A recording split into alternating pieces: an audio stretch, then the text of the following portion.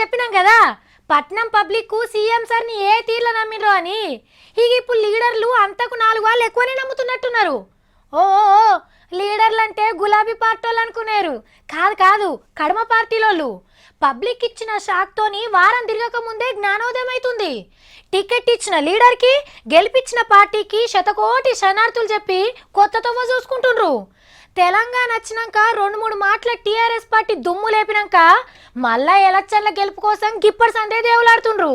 మరి ప్రజల్లో అమలు చేస్తున్నటువంటి సంక్షేమ కార్యక్రమాలు కానివ్వండి, మరి ప్రజలందరూ కూడా మన నాయకుని పైన కేసీఆర్ పైన సంపూర్ణమైనటువంటి విశ్వాసం నమ్మకంతో ఉన్నారు. ఖచ్చితంగా ప్రజలతో పాటు నిలినవారే నాయకులతో పాటు పార్టీలు కాబట్టి. ఇంతకీ నెవలో తెలుసునా? కుత్బుల్లాపూర్ ఎమ్మెల్యే వివేకానందం. నిన్నటిదాకా చంద్రాల్ సార్కు గౌరాల తమ్ముడు.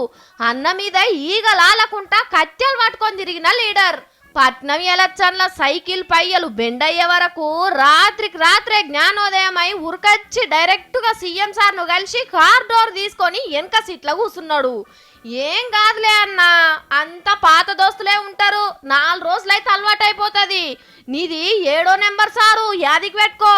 ఇదివరకే తలసాని సీనన్న, కంటోన్మెంట్ సాయన్న, మాధవరం కృష్ణారావు సారు, తీగల కృష్ణారెడ్డి సారు, మంచిరెడ్డి కిషన్ రెడ్డి సారు, చల్లా ధర్మారెడ్డి సారు నీకంటే మొదలే పోయి కార్లో కూర్చున్నారు. ఇన్ని దినాలు కార్ డోర్లు కుల్లా పెట్టిన సర్కార్ పార్టీ వాళ్ళు ఇప్పుడు డోర్లేసి అద్దాలు ఎక్కించుకొని బయటికి చూస్తుండ్రట. ఎవరు లెక్కించుకోవాలి, ఎవరు లెక్కించుకోవద్దు అని. ఎందుకంటే అందరు గులాబీ తోటల్నే జొర్ర పడితే మళ్ళా ఎలక్షన్లకు సీట్లు వంచడం కష్టమవుతుంది కదా.